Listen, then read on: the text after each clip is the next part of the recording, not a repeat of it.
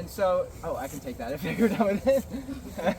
So Whitensville, if we're familiar with that, is one of the sites in the Blackstone River Valley National Historical Park for its rich history throughout the Industrial Revolution, both its influence on the textile industry, but more importantly, the machine manufacturing, as Whitensville has the largest maker of specialty textile machinery in the world, with a mill that sits at 1,750,000 square feet. But they also have a long history of supporting their villagers, supplying and providing for them, and providing for wartime efforts. And after the Civil War, there is a financial crisis. And John C. Whiten, who starts the Whitensville Machine Shop, wants to provide for these villagers that are having a hard time to support themselves. And so he sets a schedule where everyone gets at least 3 days of work in the shop. And he creates another means of work to support the village and the villagers, which is the Castle Hill Farm.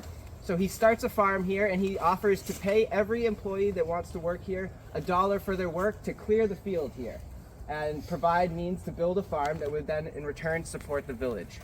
And so they come out and they start clearing the farm. And they say that John Whiten himself came out and measured the area by tying a rope to his buggy wheel. He measured the diameter of his buggy wheel, tied a rope to it, and then rode across the field and had somebody measure the rotations of his wheel so that he could measure out the area. It became known as the 100-acre field, even though I believe it's only about 70 acres of cleared land here. But the real interesting aspect of this is this rock wall here.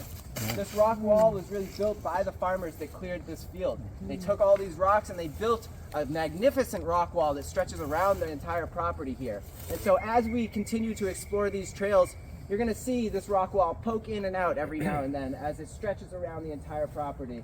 It is a great example of the work that was put in to actually make this farm here.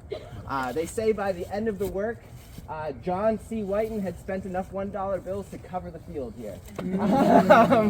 So it's a great example of the Whitens family continuing to provide for the village and provide means of work throughout the Industrial Revolution here.